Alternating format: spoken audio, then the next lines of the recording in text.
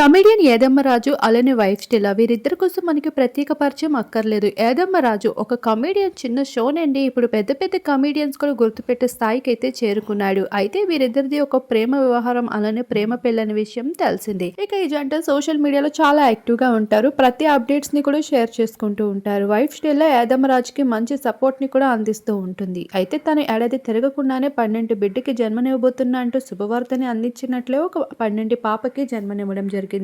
ఈరోజు పాపకి పేరు పెట్టే వేడుకని నేమ్ సెరమనీని ఎంతో బాగా సెలబ్రేట్ చేసుకోవడం జరిగింది. కొంతమంది బంధుమిత్రులు అలానే కొంతమంది బుల్లితెర సభ్యుల మధ్యన ఈ వేడుకని జరుపుకున్నారు.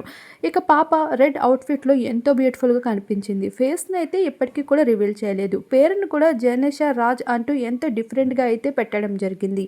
అలా వీరిద్దరికి సంబంధించిన కొత్త జర్నీని మరోసారి మొదలు పెట్టబోతున్నట్లు కొన్ని బ్యూటిఫుల్ ఫొటోస్ ని అభిమానులతో షేర్ చేసుకున్నారు. వాటన్నిటిని మా వీడియో రూపంలో మీరు ఇప్పుడు చూసేయండి. అలానే మీకు ఈ వీడియో నచ్చితే ఒక లైక్ ఇవ్వండి.